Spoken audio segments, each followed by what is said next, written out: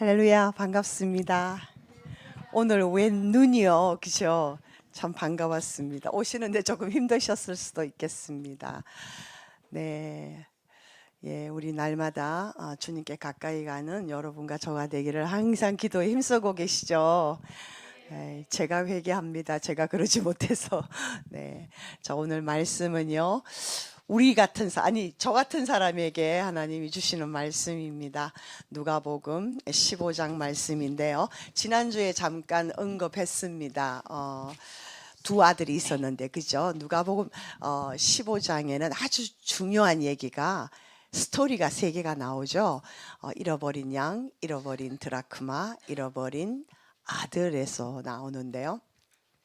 잃어버린 양과 잃어버린 드라크마는 그 주인의 입장에서 얼마나 안타까운지 그 잃어버린 자를 찾는 그 주인의 마음이 절절함을 전해주는 스토리고요. 그 다음에 두 아들에 관한 얘기는 하나님 아버지와 우리와의 자녀와의 그 관계를 보여주시는데 이 큰아들과 작은아들의 특징이 있어요. 그죠? 여러분들은 어느 아들 타입의 유형에 속한다고 생각하십니까? 둘 다일 것 같아요. 저는 그 말씀 준비하면서 물론 그 전에 또 잘 아는 말씀이지만 또 말씀을 준비하면서 두 아들에게 다 속해 있다. 참 제 자신이 하나님 앞에 죄송하고 정말 회개를 많이 하는 말씀이었습니다. 주일날 큐티 말씀이었잖아요. 그런데 우리가 시간상 이 두 아들을 다 다루면 너무 좋겠는데 그 둘째 아들에 대해서는 지난번에 잠깐 그냥 참고 말씀으로 전했던 부분이 있어서 오늘은 맏아들에 대한 부분을 우리가 함께 살펴보기를 합니다. 자, 우리 먼저 말씀을 여러분들이 크게 읽어 주십시오. 네, 시작. 아버지께 대답하여 이르되 내가 여러 해 아버지를 섬겨 명을 어김없이 없거늘 내게는 염소 새끼라도 주어 나와 내 벗으로 즐기게 하신 일이 없더니 아버지의 살림을 창녀들과 함께 삼켜버린 이 아들이 돌아오매 이를 위하여 살찐 송아지를 잡으셨나이다. 아버지가 이르되 예 너는 항상 나와 함께 있으니 내 것이 다 내 것이로되 이 내 동생은 죽었다가 살아났으며 내가 잃었다가 얻었기로 우리가 즐거워하고 기뻐하는 것이 마땅하다 하니라. 네, 계속하세요. 맏아들은 밭에 있다가 돌아와 집에 가까이 왔을 때에 풍악과 춤추는 소리를 듣고 정작 맏아들은 집에 무슨 일이 일어났는지를 모르고 있다. 이게 지금 말씀이 앞에 잘렸네요. 자, 25절부터 읽으셔야 되는데 지금 29절부터 읽으셨거든요. 네, 우리 돌아가서 25절부터 한 번 더 읽을게요. 시작. 맏아들은 밭에 있다가 돌아와 집에 가까이 왔을 때에 풍악과 춤추는 소리를 듣고 한정을 불러 이 무슨 일인가 물은데 대답하되 당신의 동생이 돌아왔음에 당신의 아버지가 건강한 그를 다시 맞아들이게 됨으로 인하여 살찐 송아지를 잡았나이다 하니 그가 노하여 들어가고자 하지 아니하거늘 아버지가 나와서 권한대 아버지께 대답하여 이르되 내가 여러 해 아버지를 섬겨 명을 어김없어 내게는 염소 새끼라도 주어 나와 내 벗으로 즐기게 하신 일이 없더니 아버지의 살림을 창녀들과 함께 삼켜버린 이 아들이 돌아오매 이를 위하여 살찐 송아지를 잡으셨나이다. 아버지가 이르되 예 너는 항상 나와 함께 있으니 내 것이 다 내 것이로되 내 동생은 죽었다가 살아났으며 내가 잃었다가 얻었기로 우리가 즐거워하고 기뻐하는 것이 마땅하다 하니라. 네, 아멘. 아멘. 네, 앞에 말씀이 잘렸는데 제가 순간 착각을 해서 29절부터 읽었네요. 자, 맏아들 얘기가 나옵니다. 두 명의 아들이 있었으니까 큰 아들 얘기를 하는 거죠. 자, 그런데 이 맏아들은 밭에 있다가 일을 하고 이제 집으로 돌아왔습니다. 근데 집에 가까이 오니까 막 풍악, 그죠? 막 소리 그 뭐죠? 이거 소고와 꽹과리를 치고 이렇게 풍악을 울려라 그러잖아요. 악기 다루는 걸 얘기합니다. 그렇게 막 춤추리는 소리를 들은 거예요. 그러니까 아니 도대체 무슨 일이야라고 이제 생각을 한 겁니다. 근데 이 맏아들은 그야말로 첫째 아들이잖아요. 아버지와 함께 한 마음이 되어서 가정을 이제 꾸려 나가면서 이제 다음 타자로 본인이 가장이 돼야 되는 맏아들의 입장은 굉장히 중요한 입장이에요.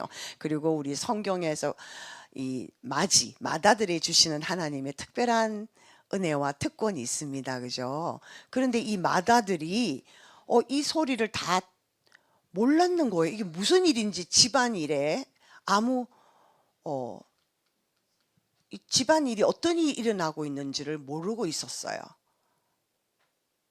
자, 여러분 이 부분에 대해서 생각해 보셨나요? 맏아들이 집안 온 전체를 총괄하고 있어야 되는 위치임에도 불구하고 집안에 무슨 일이 일어나지 모르고 있다. 자, 여러분 보세요. 이미 벌써 풍악과 춤추는 소리를 들었습니다. 그 말은 둘째 아들이 돌아와서 그저 씻고 목욕하고 새 옷 입고 손에 가락지 끼고 살진 송아지 잡고 자, 이게 얼마나 시간이 걸렸을 것 같아요. 최소한 오늘날로 따지면 서너 시간은 걸렸어요. 그죠? 근데 그동안에 이 집에 종도 많았잖아요. 앞에서 보면은 둘째 아들이 우리 집에는 품꾼도 많다라고 고백하는 부분이 나오거든요. 근데 종을 아버지가 왜 이 큰아들에게 야 둘째 네 동생이 돌아왔단다 빨리 와라 일이 지금 문제입니까? 그죠? 죽었다가 살아온 동생인데 근데 아버지가 종을 보내서 소식을 안 전해줬다는 얘기잖아요. 그러니까 아들은 아무것도 모르고 있었어요. 자, 분명히 기쁜 일인데 왜 맏아들에게 알리지 않았을까요? 아버지가. 자, 그러면 이 말씀에서 우리가 생각을 해보면 아버지와 맏아들 관계가 안 좋구나 이걸 알 수 있어요. 아버지와 맏아들의 관계가 좋으면 막 아버지만큼이나 이 맏아들 형도 동생이 돌아온 것을 굉장히 기뻐하고 즐거워할 할 거잖아요. 그러면은 아버지가 막 종을 보내가지고 야 동생이 돌아왔다 하고 막 전했을 거예요. 근데 안 전했단 말이에요. 그러니까 아버지와 이 맏아들의 관계는 첫째 아버지는 계속 맏아들을 사랑하는 부분이 계속 나옵니다. 근데 아들이 아버지를 안 좋아하는 거예요. 아버지를 형식적으로 대하고 대화도 없고 집안일 의논도 안 하고 지 맡은 일만은 열심히 하는 아들이에요. 그런 아들도 좋긴 하지만 네. 그리고 큰아들은 동생을 좋아하지 않았다는 것을 알 수 있어요. 관심도 없었고 심지어는 큰아들은 작은 동생이 둘째가 미웠을 것 같아요. 왜냐하면 큰아들 입장에서 보면은요, 작은 아들은 아버지가 살아계실 때 유산을 챙겨갔잖아요. 그거 소위 말하는 굉장히 나쁜 자식이에요. 유대 사회에서는 아버지가 살아계실 때 유산을 받는다. 이거는요, 굉장히 못된 자식. 우리가 욕할 때 쓰는 단어 있잖아요. 얘 아주 나쁜 자식이에요. 이제 그런 자식이어서 아버지 마음을 아프게 한 자식이었고, 그리고 재산도 상당히 축냈잖아요. 그렇기 때문에 맏아들의 입장에서는 이 둘째가 되게 못마땅했을 거예요. 자, 그런데도 동생이 돌아왔을 때 기뻐하지 않습니다. 그래서 어쨌든 살아서 돌아왔잖아요. 그런데 기뻐하지 않는 것을 보면 이 맏아들은 둘째도 싫어했다라는 것을 우리가 유추할 수 있죠. 그죠? 자, 그렇습니다. 그래서 이제 소리를 듣고는 종을 불러서 야, 무슨 일이야? 이렇게 물어본 거예요. 그러니까 이 맏아들의 입장에서는 제가 지금 적었던 부분은 평소에도 별로 집안일에 무슨 일이 일어나는지 관심이 없고 둘째는 아버지의 마음을 모르는 거예요. 오늘 우리 찬양을 저랑 다윈 목사님이랑 연락해서 찬양을 선택한 거 아니었는데요. 아버지 마음 아는 거. 그죠? 우리가 아버지의 마음 알아서 아버지의 눈이 있는 곳에 내 눈이 있고 아버지의 마음이 있는 곳에 내가 가기를 원합니다. 그게 여러분들의 신앙 고백인데요. 근데 이 맏아들은 그렇지 않아요. 아버지 마음을 전혀 아랑곳하지도 않고 관심도 없었다는 거죠. 여러분 상식적으로 생각해 보면 동생이 그렇게 재산을 챙겨서 집을 나가서 그는 아버지 마음이 얼마나 아플까 우리가 그건 좀 상상할 수 있잖아요. 근데 그런 걱정을 전혀 하지 않습니다. 그러니까 아버지의 마음 아픈 거는 전혀 관심이 없어요. 여러분 하나님은요 창세기에서 하나님과 인간이 잘 교제하며 행복하게 살기 위해서 아담과 하와를 만드시고 생육하고 잘 자라라는 거죠. 번성하라, 많이 자손을 낳으라는 거예요. 그 다음에 땅을 정복하라. 이 땅이 네가 말하면 땅이 예스라고 응답을 하면서 정복이 되어야 된다는 거예요. 그러면 땅을 다스리라 그랬어. 다스리는 존재로 그랬는데, 네, 그것을 마다했죠. 자, 거기서 배반이 일어났습니다. 그런데 하나님 아버지는 야 포기하지 아니하고 얘 됐다 그래. 너 나 싫다고 나가면 나도 너 싫어. 우리 이런 태도잖아요. 하나님은 그게 아니라 그때부터 계속 이제 가죽 옷을 짐승을 잡아서 가죽 옷을 지어 입히셨다는 얘기는 앞으로 너희들을 살릴 메시아를 보내겠다는 약속이에요. 그래서 우리가 원시복음이라고 합니다. 창세기 3장 15절 말씀을 두고 자 그런데 이 맏아들은 아버지 마음이 모른다라는 거는 오늘 우리가 지금 우크라이나와 러시아의 전쟁이 일어난 상태에 있어서 나랑 상관없다 멀리 있는 얘기다. 그래서 우리가 기도할 때도 쏙 빼고 안 해요.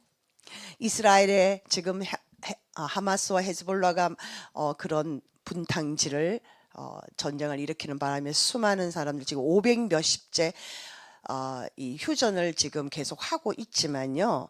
계속 국지적 도발을 하는 거예요. 계속적으로 지금 어려움이 끊이질 않고 있는데 예루살렘을 위해서 기도하지 않으신다?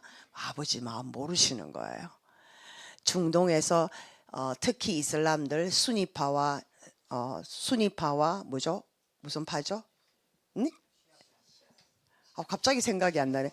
네, 시아파, 순위파 시아파가 계속적으로 종족 다툼을 일으키면서 그걸 싸움질을 하잖아요. 탈레반도 마찬가지고 중동에는 그런 사태가 굉장히 많이 일어나고 아프리카에서 역시 수많은 범죄가 일어나므로 나라가 독재 나라도 많고 어려움을 당하는 나라가 많습니다.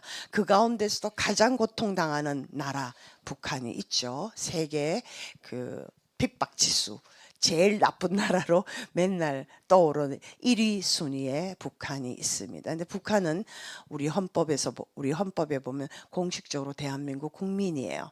그래서 여기 탈북민 많으시잖아요. 여러분 대부분 탈북민이신데 넘어오셔서 새로 국적을 만드는 것이 아니라 국적을 회복하셨죠. 예, 회복하는 개념입니다. 만약에 미국 사람이 우리나라에 귀화를 하게 되면은 국적을 새로 만들어주지만 북한에서 오신 분들은 이때까지 원래 우리 국민이었는데 잠정적으로 그것이 활동을 못하다가 이제 다시 국적을 회복하시는 거예요. 그 의미는 우리나라 국민이라는 얘기예요.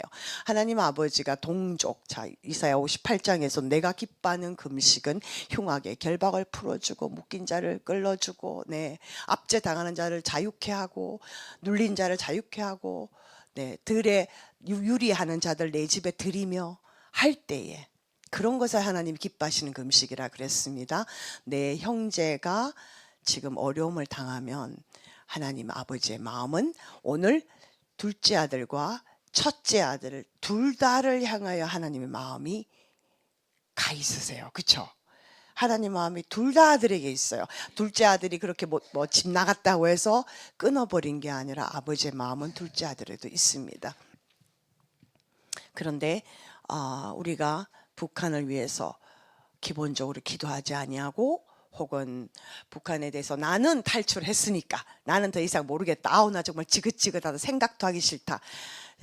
가끔씩 방송을 보면 그렇게 말씀하시는 분들이 있어요. 북한에서 오신 분들이. 안타깝죠. 예, 더 아픔을 잘 알기 때문에 더 기도해야 되는, 또 더 마음을 줘야 되는 그 대상들입니다. 자, 오늘 아버지의 마음이 북한에 있습니다. 지하의 교회에도 있고, 어떤 분은 지하교회라는 단어를 쓰기 싫어하신다는데, 뭐 어떻든 간에 예, 어려움 당하는 사람들, 인권 수용소에 있는 사람들, 하나님은 그곳에도 가 계십니다. 그들과도 함께 계십니다. 함께 고통 당하시고 계시는 거죠. 여러분, 십자가에 예수님이 돌아가실 때 하나님 아버지는 어디 계셨나, 이런 신학적 질문을 많이 합니다. 예수님이 그 고통 당하시는 십자가 위에 계실 때 아버지 성부 하나님은 어디 계셨냐는 거죠. 함께 계셨어요. 삼위일체 하나님. 제가 삼위일체 하나님 설명할 때 상호 순환, 상호 내주, 상호 침투해 들어가시는 분을 함께 하세요. 그 고통 함께 당하시고, 나 몰라라 하지 아니하시고. 네. 근데 이제 예수님이 너무너무 고통해서 나중에 돌아가실 때는 하나님이 외면했다라는 말이 나오는데, 그거는 정말 나 몰라라가 아니라 정말 그 죄 자체에 대해서 죽이셨다라는 의미죠. 아무튼 이 아버지의 마음을 맏아들이 모른다는 거죠. 아버지는 죄인이 한 사람 구원받고 회개하고 돌아오는 것을 너무너무 기쁜다 그랬죠. 앞에서 잃어버린 양, 잃어버린 드라크마에 대해서 2번씩이나 네, 죄인이 회개하고 돌아오는 것을 아버지 너무 기뻐하신다. 천사들 앞에서도 기뻐하신다. 그렇고 회개할 것이 없는 의인 99명이 보다도 더 기뻐하신다라고 했습니다. 그것이 아버지의 마음이거든요. 그러니까 맏아들은 그 아버지의 마음도 관심이 없어. 그런데 이거는 결국 뭐냐면 예수 그리스도의 오심으로 말미암아서 지금 하나님의 나라가 임한 것이 실제로 일어나기 시작한 거예요. 구약에서는 하나님의 나라, 하나님 나라를 계속적으로 예언적으로 말씀하셨는데, 신약의 예수 그리스도가 오심으로 물리적으로 이 땅에 임했어요. 임했는데 바리새인과 서기관들, 이 맏아들은 관심이 없었고 무슨 일이 일어나는지를 모르는 거예요. 오히려 이방인들은 예수를 믿음으로 그들은 하나님을 나라를 맛보기 시작했는데 이들은 모르고 있었다는 거예요. 예수 그리스도가 오심으로 하나님의 나라가 임한 그에서 무슨 일이 일어나고 있는지를 이 맏아들은 전혀 몰랐다라는 거예요. 그래서 종이한테 물어봅니다. 자, 비유에서 말씀하신 맏아들은 누구일까요? 먼저는요, 이 말씀 자체를 이게 보면은요, 처음에 이 바리새인과 서기관들이 예수님이 죄인들과 세리들과 밥을 같이 먹고 같이 지내니까 쑥은쑥은대고 싫어했어요. 왜냐하면 그들의 입장에서, 여러분, 세리가 누굽니까? 자, 로마의 속국으로 있었습니다. 이 당시에는. 그런데 세리는요, 로마인이에요. 원래 로마 시민권자인데 그 세리가 현지인들을 고용하죠. 본인들은 로마인 시민권자들로서 막 바로 유대인들을 이렇게 막 대하지를 못합니다. 뭐 언어도 달랐을 수도 있지만 여러 가지 행정상 또 습관상 다르기 때문에 현지에서 도와줄 사람을 구해요.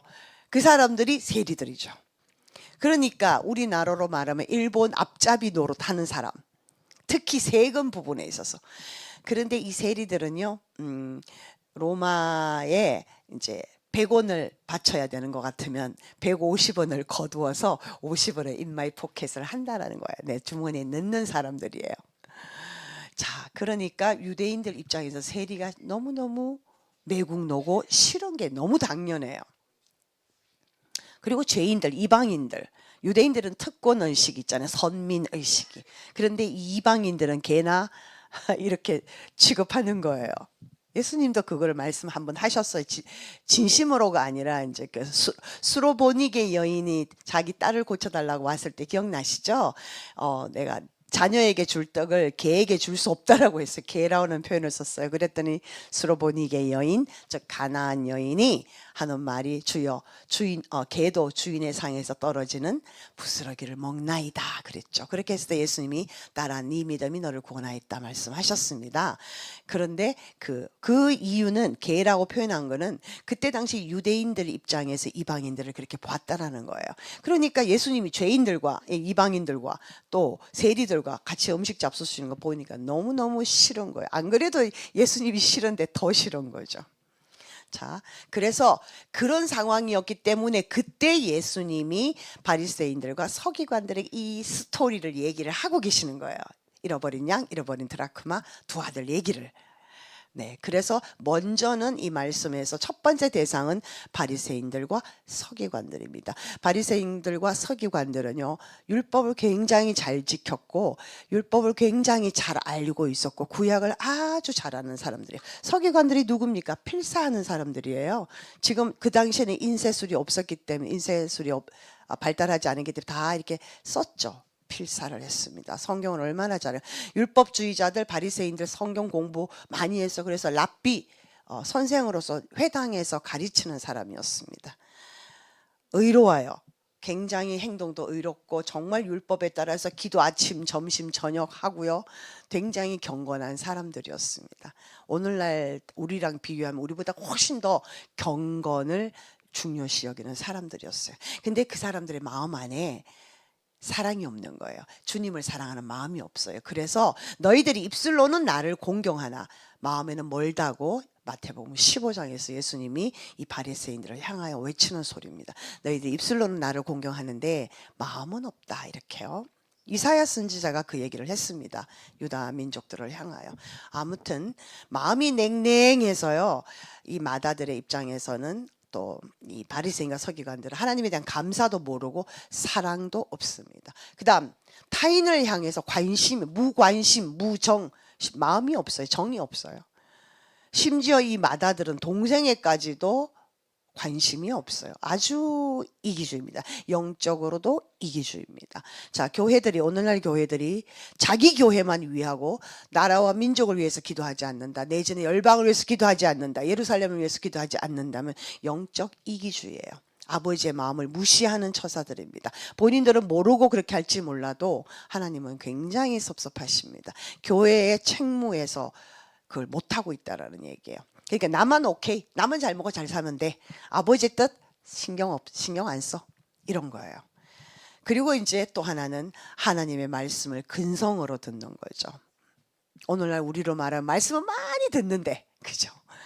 그냥 이렇게 들어와서 이렇게 흘러나가는 거예요. 내 마음판에 새기질 않아요. 근데 분명히 하나님은 그렇게 말씀하시죠. 마음에 말씀을 새기라고 그러시죠. 그래서 구약에서는 문설주에도 새기고 문지방에도 새기고 옷에도 새기고 안전하서나 자녀들에게 말씀을 가르치라고 신명기에서 말씀하고 계세요. 그런데 우리는 대충 이렇게 듣고 이렇게 흘리는. 자, 그래서 첫 번째는 바리새인과 서기관들이지만 두 번째는 율법적 종교 행위를 하는 오늘 현대판 그리스도인들을 향하여 예수님이 말씀을 하시는 거예요. 오늘날 저를 향하여 말씀하시는 부분입니다. 그렇죠? 마음이 냉정합니다. 하나님께 대한 감사와 사랑을 잃어버린 상태. 우리가 요한계시록 2장으로 말하면 에베소 교회 네가 다 잘했다. 니골랑도 당도 미워하고 다 잘했는데 네가 첫사랑을 잃어버렸다. 어디서 떨어졌는가 회개하고 돌아오라 했죠. 그렇지 아니하면 내가 촛대를 옮기겠다. 그 촛대를 옮기겠단 말은 하나님 예수님께서 말씀하셨는데 네와 내와 상관이 없다라는 얘기예요. 그러니까 뭐예요? 회개하라. 그렇지 아니하면 촛대를 너와 나 상관이 없다라고 말씀하시는 거예요. 첫사랑을 잃어버렸다. 하나님과 나와의 첫사랑을 잃어버렸다. 그 의미는 하나님과 나와의 관계가 지금 마다들과 아버지의 관계처럼 이런 관계다라는 것을 얘기하시는 거죠. 타인 일에 무관심하고요. 말씀을 들어 행하지 않는다. 우리 디모데후서 3장에 보면은요. 말세에 나타나는 행동들이 무지하게 많이 나옵니다. 여러분 꼭 읽어보세요. 디모데후서 3장에 보면 말세의 징조. 사람들이 어떻게 행하는가. 무정하다 그랬어요. 관심이 없다 그랬어요. 자, 그랬더니 종이 이렇게 얘기합니다. 당신 동생 돌아왔잖아요. 근데 아버지가 그가 건강한 그를 다시 맞아들이게 돼서 살찐 송아지를 잡았다. 이렇게 전해주는 거예요. 그러니까 아버지가 잔치를 베푼 이유는 동생이 돌아온 거, 아들이 돌아온 것도 이유이고 또 그나 정말 건강하게 돌아온 거예요. 뭐 행색은 남루하지만 거지꼴로 돌아왔지만. 그래서 이 마음은요. 죄인이 회개하고 돌아오는 그 기뻐하신 하나님의 아버지의 마음을 이 이야기를 통해서 보여주시는 거예요. 죄인이 회개하고 돌아오면 이렇게 기뻐한다라는 거예요. 자, 누가복음 15장 7절과 10절 말씀 우리가 읽어보겠습니다. 시작. 이와 같이 죄인 한 사람이 회개하면 하늘에서는 회개할 것 없는 의인 99으로 말미암아 기뻐하는 것보다 더 하리라. 이와 같이 죄인 한 사람이 회개하면 하나님의 사자들 앞에 기쁨이 되느니라. 네. 하나님은 천사들 앞에서도 이렇게 기쁨이 되고 의인 99보다도 더 기뻐하고 하나님의 아버지의 마음을 표현해 주신 겁니다. 죄인 한 사람이 돌아오면. 그러니까 여러분들 주위에 믿지 않는 자들에게 우리가 말씀을 전해야 돼요? 안 전해야 돼요? 전해야 됩니다. 그렇죠? 이건 하나님의 메시지예요. 하나님의 메시지입니다. 저 문마리 목사의 메시지가 아니라. 그렇죠?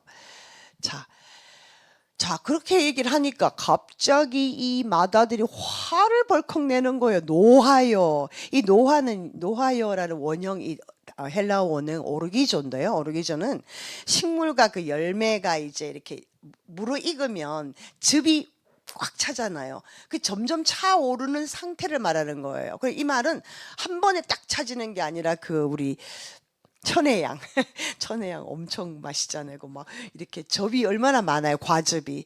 그것이 차츰차츰 이렇게 성숙해 가면서 오르는 거잖아요. 그걸 말하는 거예요. 오르기죠. 근데 여기서 이제 노했단 말은 벌컥 화를 낸 거예요.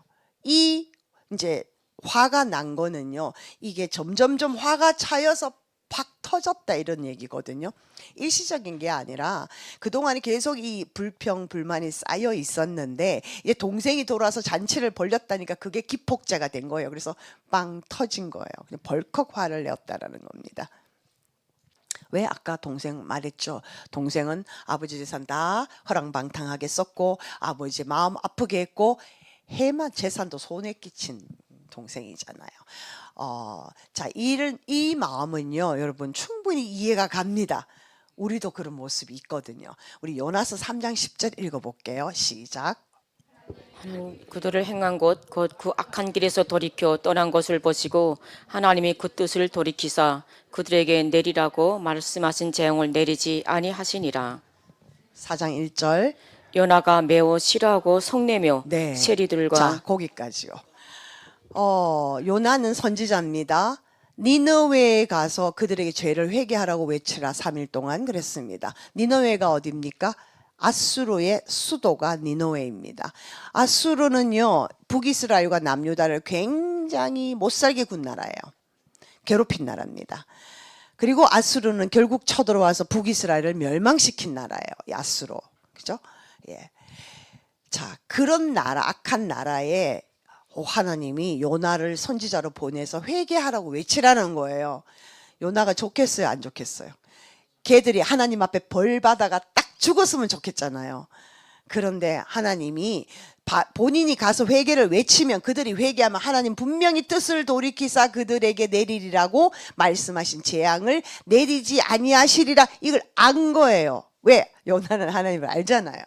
그러니까 회개하라고 가라고 외치게 하라는 거죠. 살려주려고. 하나님이 살려주고 싶어서 요나를 보내서 회개하게 하신 거예요. 자, 근데 정말 그렇게 하신 거예요. 그래서 도망갔다가 나중에 결국 가서 반나절 회개하라고 외쳤더니 뭐 왕들뿐만 아니라 진짜 가축까지도 다 회개를 했다고 나오잖아요. 좀 과장법이 있긴 하지만요. 아무튼 그러니까 하나님 재앙을 안 내리시는 거예요. 그리고 요나가 막 화가 나가지고 막 성내고 매우 싫어하고 성냈다는 얘기예요. 이 말씀이 오늘 그 둘째 아들하고 그러니까 첫째 아들하고 맏아들하고 굉장히 비슷해요. 아버지가 동생 돌아와서 잔치했다니까 막 화를 내는 거예요.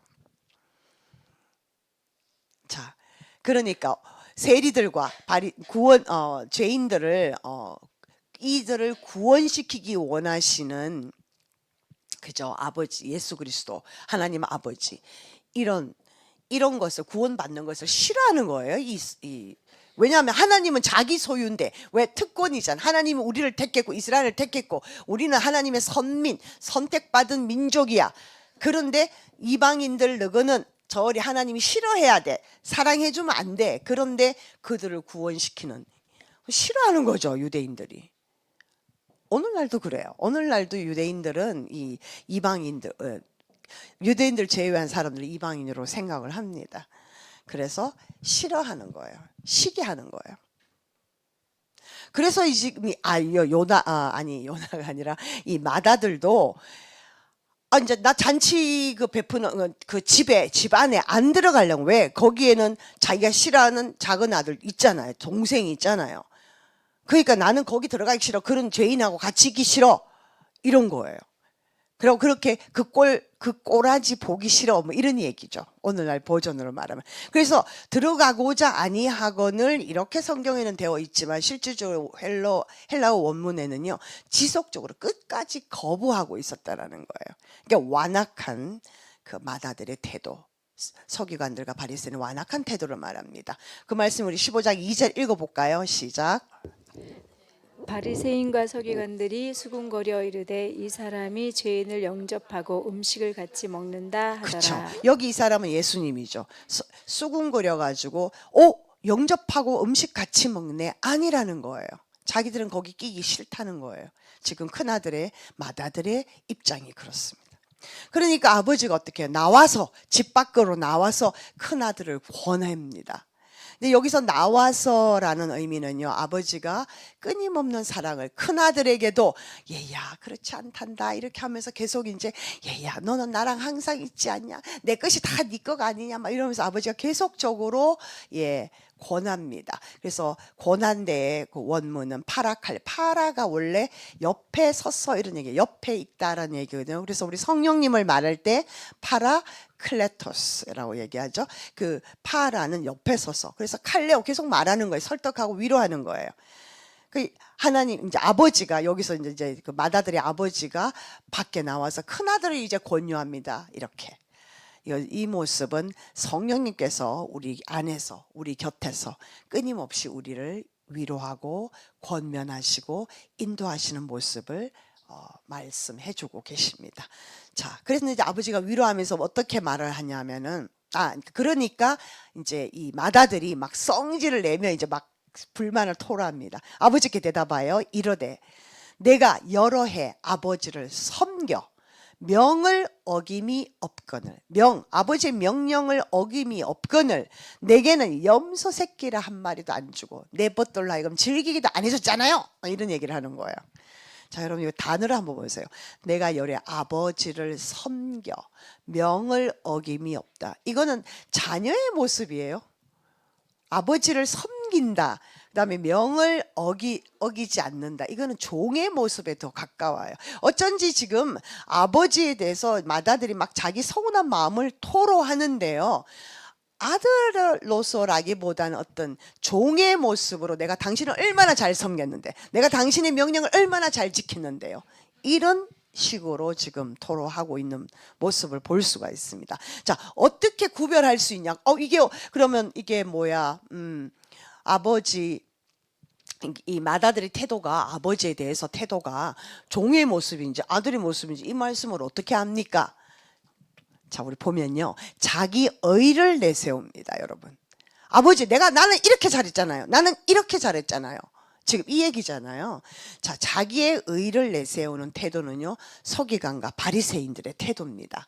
서기관과 바리새인들은 나는 죄인들과 같지 않고 나는 세리들과 같지 않고 자신의 의를 내세우거든요. 얼마나 율법을 잘 지키는지, 얼마나 기도를 열심히 했는지. 자, 우리 말씀을 한번 보겠습니다. 마태복음 6장 5절 읽어주세요. 시작. 너희는 기도할 때에 외식하는 자와 같이 하지 말라. 그들은 사람에게 보이려고 회당과 큰 거리 여기에 서서 기도하기를 좋아하느니라. 그렇죠. 외식하면서 막 사람들이 보이기를 율법적으로 나는 기도한다 막 이런 걸 보이고 싶어 하는 거예요. 자, 누가복음 18장 보면요. 시작. 기도하여 이르되 하나님이여 나는 다른 사람들 곧 토색, 불의, 간음을 하는 자들과 같지 아니하고 이 세례와도 같지 아니함을 감사하나이다. 나는 일에 2번씩 금식하고 또 소독이 11조를 드리나이다 하고. 그러니까 여기 뭐예요? 다 내가 잘했다잖아요.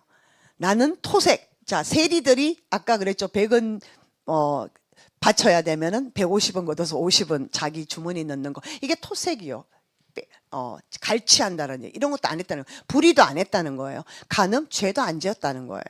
그리고 나는 세리와도 같지 않다라고. 나는 의롭다. 그리고 나는 일에 2번씩 금식했다. 1회라면 7일에 2번씩, 일주일에 2번 금식했다. 11조도 냈다. 율법적으로는 다 잘 지켰다는 거예요. 이게 뭐예요? 나 잘했다예요. 그렇죠? 자기 의를 강조하는 거예요. 이게 바리새인과 서기관들의 특징적인 모습입니다. 근데 아까 마다들이 그랬잖아요. 나는 아버지를 여러 해를 섬겼고 명령도 어김이 없었다라고 하는 거예요. 나 잘했다라고 얘기하는. 이렇게 이해되시죠? 예. 자, 그랬요. 이 말씀에서 또 보면 이렇게 할 때, 자, 우리 마태복음 12장에 보면은요, 안식일 논쟁이 나옵니다. 논쟁이 나오는데 왜? 안식일은 구약에서 거룩히 지켜라 그랬어요. 그죠? 그게 구약적인, 이렇게 개념입니다. 그런데 이제 예수님이 밀밭 사이로 제자들과 이제 복음 전하면서 지나가는데 제자들이 배가 고파서 밀리삭을 꺾어가지고 이렇게 비벼가지고 먹었어요. 자, 그건 다 죄예요. 안식일 날 일하는 거예요, 이거. 그 다음에 비비는 것도 무슨 죄에 걸려요. 율법적으로 다 걸려요. 이제 했다는 거예요. 그런데 밀리삭을 먹은 거는 죄가 아니에요. 왜냐면 에서는 율법에서는 가난한 자들이 손으로 그냥 뭘 이렇게 앞에 있는 걸 집어 먹는다거나 쉽게 말하면 쓰리 한다 그러죠. 우리나라 뭐 사과를 따먹는 거나 그 정도는 죄가 아니에요. 가난한 자들이 배가 고파서 먹는 거는 죄로 여기지 않습니다. 그래서 미리삭을 먹은 거는 죄가 아니에요. 그런데 그거를 안식일 날 잘랐다는 거예요. 그리고 안식일 날 비비는 일을 했다라는 거예요. 여러분들 그 무서운 얘기 들어봤죠? 이스라엘에 가면 호텔에 가면요 엘리베이터가 2개 있는데 이방인들을 위한 엘리베이터는 우리가 막 누르고 막 올라가는데 유대인들을 위한 엘리베이터는 안식일에는요 누르지 못하게 돼. 안식일이 일하는 거예요. 이게 누르는 게. 그래서 자 1층에서 탔어요. 2층에 가면은 문이 자동적으로 열렸다가 닫히고 그 다음에 3층에 올라가서 또 자동적으로 문이 열렸다가 닫히고 여러분 호텔 보통 뭐 30층에 가려면 29번에 열렸다 닫힌다는 거예요. 왜? 누르면은 일하는 거기 때문에 율법상 안 돼요. 유대인들은. 그래서 유대인들은 안식일에는 그 엘리베이터를 타는 거예요. 아무도 안 눌러요. 가만히 서 있어. 30층까지 29번 열렸다 닫혔다 하는 그건 엘리베이터가 아니라 그냥 뭐예요? 네. 그런 무서운 얘기가 있습니다. 근데 그게 실제예요. 이방인들은 그냥 30층 바로 눌러서 쫙 올라가잖아요. 근데 그런 일을 하고 있는 거예요. 오늘날도. 어리석죠. 네. 자, 그래서 그렇게 하니까 이렇게 유대인들이 왜 이삭을 안식일 날 먹느냐고 막 예수님을 따져들었어요. 그리고 또 안식일에 예수님이 병자를 고치셨습니다. 그랬더니 아니 주중도 월화수 그때 토요일이 이제 안식일 월화수 목 금 까지 다 있는데 주중도 있는데 왜 하필 안식일에 병을 고쳐주냐 다음부터 그러지 마세요 막 이런 식으로 따지고 화를 내면서 분내어 따지는 거예요. 의분이 좀 많아요 이 유대인들이. 그래서 막 분내어 따지는 거예요. 그러니까 예수님이 이런 말합니다. 어떤 사람한테 양 한 마리가 있는데 안식일에 구덩이에 빠졌어. 그러면 안 건져 주겠냐 그죠? 구덩이에 빠진 소를 니는 안 건지겠냐? 그리고 니네들이 외양간에 나귀와 소가 있는데 얘들이 목말라. 그러면 안식일은 물을 안 주냐? 굶기냐? 물 안 주냐? 하는 거냐?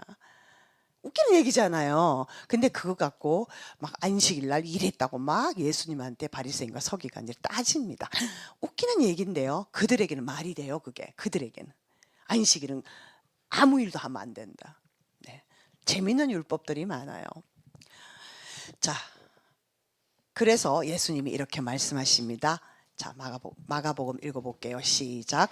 또 이르시되 안식일이 사람을 위하여 있는 것이요 사람이 안식일을 위하여 있는 것이 아니니 이러므로 인자는 안식일에도 주인이니라. 그렇죠. 안식일의 개념으로 창세기 나옵니다. 창세기 1장에서 하나님이 6일 동안 천지를 창조하시고 7일째 쉬셨잖아요. 그러면 쉰 이유가 뭐예요? 안식하라는 거예요. 쉬어라는 거예요. 하나님이 너희들 6일 동안 열심히 일해. 그리고 하루는 쉬어라는 거예요. 주일, 이제 오늘날 개념, 현대 우리의 개념에는 주일이죠. 주일날 일하지 말고 쉬어라는 거예요. 하나님을 찬양하고 예배하고 사람들과 교제 나누고 구제하고 이런 거 하라는 거예요. 그러니까 우리가 365일 토요일날 쉬지 않고 365일 일한다고 생각해 보세요. 얼마나 힘들겠어요. 쉬는 날이 없다고 생각해 봐요. 하나님은 그걸 미리 아시고 우리가 육이 있기 때문에 쉬게 해주신 거예요. 그러니까 이 안식일을 만든 분이 누구예요? 하나님이에요. 그러면 예수님도 하나님이시잖아요. 창조 때도 함께 하신, 태초에 말씀이 계시는데 이 말씀이 하나님과 함께 계시고 말씀이 곧 하나님이라, 이 말씀으로 예수님은 동참하고 계셨던 거예요. 빛이 있으라.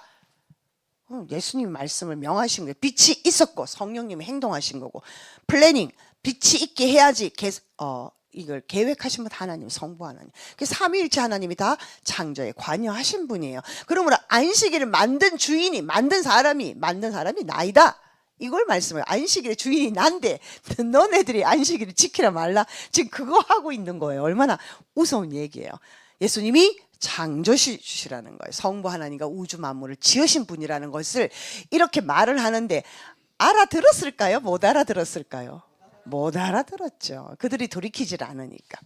자, 그러니까 바리새인들과 서기관들과 마다들은요, 율법의 진정한 의미를 모르는 거예요. 이 안식일은 정말 너희들을 위하여, 건강을 위하여, 쉬기 위하여, 관계를 위하여 만들어 주셨는데 그 의미를 모르고 그거 지켰냐 안 지켰냐 여기에 초점을 맞춰 있으니까 참 어리석은 거죠. 예.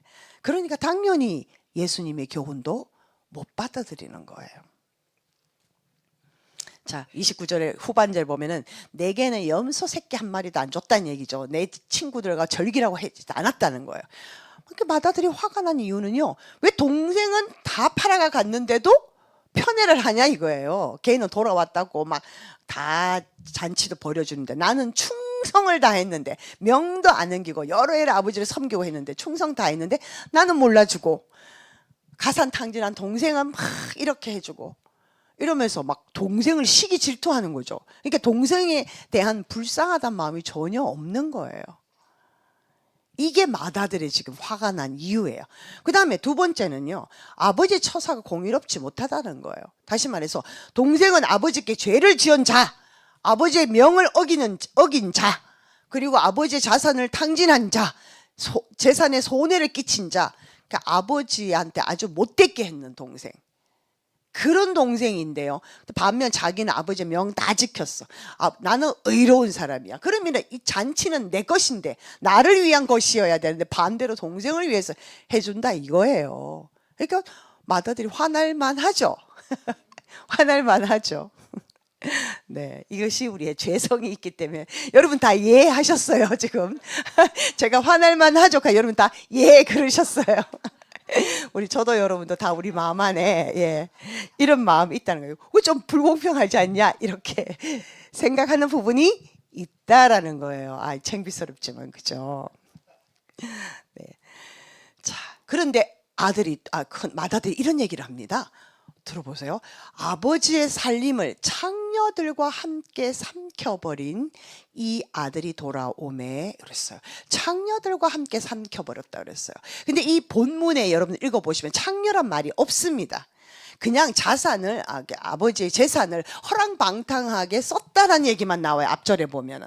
그런데 이 큰아들이 창녀들이란 말을 탁 집어넣는 거예요. 이게 더 악하고 추잡스럽게 보이잖아요. 이런 단어가 들어가면. 그러니까 뭐예요? 여러 명들의 창녀들과 가산을 탕진해버렸다고 동생을 더 폄하하고 비하하는 모습인 거예요. 본장 어디에도 창기와 가산을 탕진했단 말은 없습니다. 본인의 추측인데요. 동생을 시기하는 마음이 여기서도 나타난다는 거죠. 이것이 우리 창세기의 가인과 아벨에도 아벨의 제사를 받으신 하나님 앞에서 가인이 굉장히 질투를 했죠. 무서워요, 이 질투라는 게. 주여, 이 질투에 사로잡히지 않기를 우리 매번 기도하셔야 돼요. 마음을 계속 비워내시기를, 저나 여러분들이나. 무서운 거예요. 질투는 살인까지 합니다. 무섭죠. 그러니까 이렇게 맏아들이 있지도 않은 얘기, 아니 있었을 수 있어요. 근데 몰라요, 그죠? 그러니까 어떤 태도였냐면, 야 집에 들어가서 야 너 그동안 어떻게 지냈냐, 너 그 돈 다 어디 썼냐, 이렇게 물어보는 게 맞는 거죠. 자기가 추측해가지고 창기 들고 다 보냈다, 다 써버렸다, 이런 얘기는 아주 악한 마음, 벌써 단정을 해놓고 가는 거잖아요. 굉장히 위험한 마음의 발상이죠. 이렇게 아버지한테 막 퍼붓는 거예요. 그렇게 하니까 아버지가 이러되 예라고 합니다. 예는요, 얘야 이런 얘기죠. 아주 자애로운 사랑을 표현. 가까운 사이야. 야 너는 내 큰아들이 잖냐, 내게 다 네 거 아니냐, 나는 너와 항상 함께 있으니까 네가 언제든지 뭐 어려움 당하거나 그러면 내가 가서 도울 거고, 내가 함께 해서 다 내 거가 네 거다, 내게 네 거다, 이런 얘기잖아요. 그런데 맏아들은요 이걸 몰라요. 유대의 법상 맏아들은 재산을 이렇게 상속받을 때 3분의 1을 가져갑니다. 3분의 1을 받고요. 그다음 맏아들이 장자의 특권이 있어요. 모든 물림, 대물림은 장자를 중심으로 가잖아요. 그렇죠? 그래서 에스가 야곱이 에서의 그 맞이, 장자의 명분을 따내려고 그렇게 속임수를 쓰고 했던 거 아니에요. 장자의 명분 되게 중요한데, 이 맏아들은 그 자기의 원래 신분을 망각하고 맏아들로서의 신분을 망각하고 오히려 자기 종의 모습을 지금 스스로 그런 모습으로 전락해 있는 거예요. 이해되죠? 여러분들 생각해도 그렇죠, 이 말씀이. 근데 이제 아버지가 그럽니다. 야, 근데 네 동생은 죽었다가 지금 죽은 줄 알았는데 진짜 재산 다 가져가 해외에 나가가지고 몇 년 동안 소식이 없으니까 죽은지 살은지도 모르잖아. 생사도 확인이 안 됐다가 살아서 돌아왔으니까 얼마나 기쁘냐. 그래서 잔치했다. 그래 기뻐하는 것이 아버지로서 마땅하지 않겠냐라고 이제 설득을 시키고 있으신 거예요. 자. 그래서 오늘 말씀 우리가 다시 한번 또 체크를 해보면요. 본문에서 나오는 맏아들은 아버지의 진정한 자기가 맏아들, 자녀라는 의식이 부족하다. 맞죠? 그런 자녀. 오히려 자기는 종으로서의 그 신분을 확실하게 내세우고 있는 것 같은 거예요. 그러니까 오늘날로 말하면 우리가 하나님 아버지 앞에 예배드리고 믿음도 고백하고 헌금도 하고 이렇게 다 해요. 열심히 해요. 주일날 교회도 가고 수요일날 예배도 가고 새벽기도도 가고.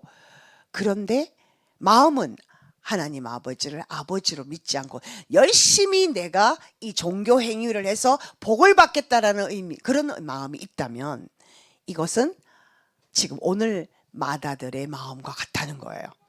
그러니까 하나님 아버지가 원하시는 것은 진심을 원해서 내 마음이 어디 있냐는 거예요. 그러니까 내가 좋아서 드리는 예배인 거예요.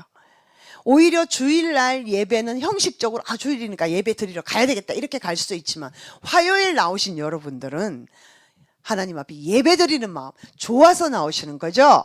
아멘. 네. 그래서 오늘도 하나님은 나의 마음을 원하신다는 거예요. 그러므로 우리가 분명히 명심해야 되는 거는 주일날 한번 교회에 나가서 공동체가 다 예배드리는 거 아주 중요해요. 하나님, 그러나 매일의 삶에서, 매일의 순간에서 성령님과 동행하는 삶을 하나님은 더 원하신다는 거죠. 매일의 삶에서 하나님의 마음에 내가 귀를 기울이는 그 마음을 하나님은 보신다는 거예요. 그래서 여러분들이 하나님 아버지라고 부를 때 내가 여기 있다, 뭐 해줄까, 이렇다는 거예요. 그게 이사야 58장 말씀이에요. 치료가 급속하게 일어난다는 말씀. 그러니까 네가 평상시에 나를 너무나 가까이 하고 내 말에 귀를 기울이기 때문에 나 역시도 네가 기도실에서, 네가 기도하는 자리에서 아버지라고 나의 이름을 부를 때 내가 여기 있다, 즉각적으로 응답하겠다는, 뭐 해줄까, 이거예요. 금이야, 나 뭐 해줄까, 너무 필요해, 하신다는 거예요.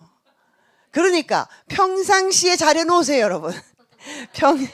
평상시에 하나님과 좋은 관계를 유지해야지. 여러분이 급할 때 아버지 그러면 그래 내가 듣고 있다, 야 걱정하지 마라, 이러신다는 거예요. 이게 아버지의 마음이에요.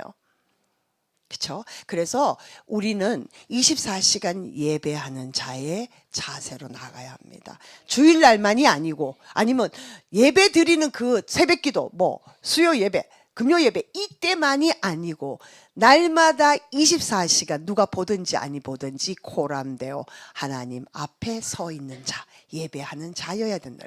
마음을 드리는 거예요. 여러분 행동은 좀 잘못할 수 있어요. 그런데 마음을 드리라는 거예요. 자, 여기 가로에 이제 자기 이름을 넣어보세요. 누구야? 너의 마음은 어디 있느냐? 지금 주님이 물어보시는 거예요. 자, 시작. 마리아, 내 마음이 어디 있느냐? 자, 밑에 여러분들이 고백하시겠습니다. 시작. 아버지, 저의 마음 중심에는 아버지가 계십니다. 아버지가 나의 아버지라서 참 좋고, 아버지가 나의 주인이며 나의 창조주이며 나의 모든 것 되셔서 너무 든든하고 좋습니다. 네, 거룩한 하나님 아버지, 오늘도 이 만무 우주 만물을 통치하시며 우리의 머리털까지 세시는 거룩한 하나님 아버지 안녕하십니까? 이런 기도하지 마세요. 네, 막 그 대표적으로 장로님들 11시 예배 기도시키면 창세기부터 말라기까지 다 갔다 오시는 분들 있죠. 아니 요한계시록까지 다 한 바퀴 돌고 오시는 분, 그런 기도하지 마세요. 형식적인 기도하지 마시고요. 거룩한 하나님 아버지, 뭐 무소부재하시며 네, 무소부재하시죠. 전지전능하시며 무소부재하신 하나님 아버지. 제가 웃으면 안 되는데 그런 기도 마시고요. 아버지, 그냥 아버지라고 부르세요. 뭐 여러분들 3살짜리 아이가 아버지한테 가가지고 능력 많으신 우리 아버지 1년에 연봉이 몇 억이신 우리 아버지 제가 이렇게 말해놓고 웃으면 안 되잖아요, 그렇죠? 예, 그렇게 3살짜리가 아버지한테 가서 호칭을 안 씁니다. 맞죠? 네, 그냥 아버지, 아버지. 예, 아람어로 아빠죠, 아빠. 예, 아버지라고 부르는 거예요. 아멘. 그러니까 여러분들과 하나님 간에, 아버지 간에 친밀한 여러분 3살짜리 생각하세요. 잘 안 되면 3살짜리가 자기 아빠를 어떻게 잘못해놓고도 뻔뻔해요, 아주. 그죠? 아버지 방 문 벌컥벌컥 열고 들어가요. 아버지가 앉는 좋은 소파에 막 지가 탁 앉아 있어. 그런 거를 아주 눈치야 1도 안 보고 다 해요. 그게 아들이에요. 아버지의 명을 어기지 않았나이다. 아버지를 내가 여러 해 동안 섬겼나이다. 이런 표현 안 써요. 그쵸? 어느 아들이 아버지한테 그렇게 얘기합니까? 아빠, 나 잘했어. 조금 못한 거 있어도 나 그래 잘했잖아? 이 정도지. 네, 그렇게 하지 않습니다. 자, 오늘 말씀의 초점은요, 아버지의 마음을 알기예요. 여러분들 아버지의 마음 알고 아버지께 다가가는 자녀 되기. 아버지는 항상 그 자리에 계세요. 항상 우리 편에 계세요. 내가 나 어떨 때는 좀 가까이 갔다가 내가 멀리 왔다가 이렇게 내가 들락들락 거리는 거지. 자, 눈치 보는 것 없이 무조건 아버지입니다. 여러분들 모습 그대로, 내 모습 이대로예요. 내가 뭔가를 깨끗하게 준비해서 과일 바구니 사들고 가는 거 아니라 그랬죠. 그냥 내 모습 이대로, 아버지 죄송해요. 제가 또 기도에 쉬는 죄를 범했습니다. 이렇게 그냥 진솔하게 회개하는 거예요. 자, 여러분, 현대판 바리새인은 무감각합니다. 무기력합니다. 영적으로 능력이 없다는 게 무기력. 매너리즘에 빠져서 늘 그날이 그날이고 뭐 주일 가고 새벽에 도니까 가고 이렇게 하는 거. 그다음에 church goers. church goers는 제가 한국말로 썼다가 영어로 썼는데 교회를 왔다 갔다 하는 사람이에요. goer, 가는 자, 오는 자, 갔다 왔다 하는 사람. 아니면 Sunday Christians. 주일날 한번 성경책 들고 가는. 예. 경건의 모양은 있으나 경건의 능력이 없는 자들인 거예요. 그러니까 이런 자들이 혹시 우리가 아닙니까? 회개가 이런 것에서 우리는 철저하게 회개가 이루어져야 됩니다. 그냥 소리 지르고 와 하는 그런 악선한 회개가 아니라요. 마음 깊이에서 끄이끄이, 무슨 말인지 아시죠? 끄이끄이 이렇게 흐느끼는, 뉘우치는 완악한 내 마음을 토로하는 회개가 여러분들에게 저와 또 저에게 일어나야 합니다. 하나님의 이름 앞에, 예수님의 이름 앞에, 성령의 이름만 들어도 마음에 감동이 오고 눈시울이 찡해지는 그런 관계 회복, 그런 사귐을 하나님은 원하세요. 하나님 아버지만 생각해도 마음이 든든하고 가슴이 찡하고 아버지는 나를 이렇게 사랑하는데 나는 아버지를 사랑 못해서 너무 죄송해요.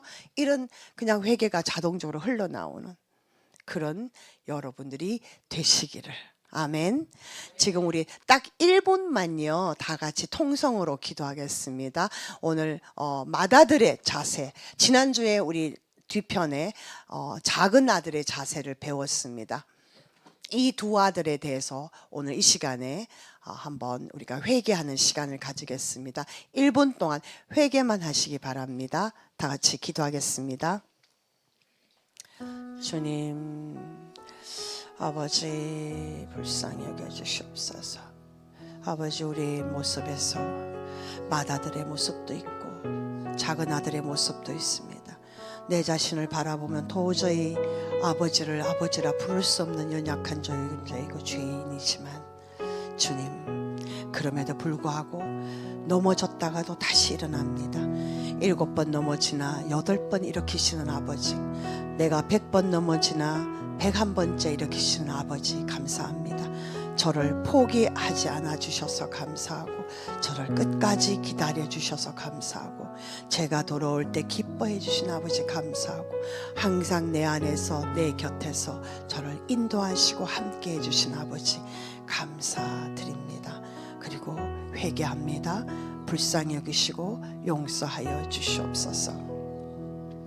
아버지 하나님, 제가 7번 넘어지나 8번 일으키시고 100번 넘어지나 101번째 일으키시는 아버지, 저를 포기하지 않으시고 끝까지 기다려주시고 저를 항상 옆에서 마음 안에서 나를 인도하시고 이끌어주시고 말씀해 주시는 아버지 감사와 감사를 올려드립니다. 그리고 내가 아버지를 사랑하지 못하고 내가 아버지께 나아가 대화의 시간을 가지지 못하고 또 내가 아버지를 더 사랑하지 못한 것 회개합니다. 용서하여 주시옵소서. 아버지, 지금 이 시간 이후로는 더욱더 아버지와 많은 대화도 나누고 아버지의 마음을 알기를 원합니다. 그래서 아버지가 가시는 곳에 저도 가기를 원합니다. 아버지의 마음이 저에게 부어지기를 원하고 아버지의 뜻이 저의 뜻이 되기를 원합니다. 주님 감사합니다. 오늘 이 말씀을 통해서 나의 모습을 보게 하시고 또 아버지께 더 한 걸음 나아가는 회개와 더불어 아버지께로 가까이 갈 수 있게 해주셔서 감사합니다. 예수님 이름으로 기도합니다. 아멘.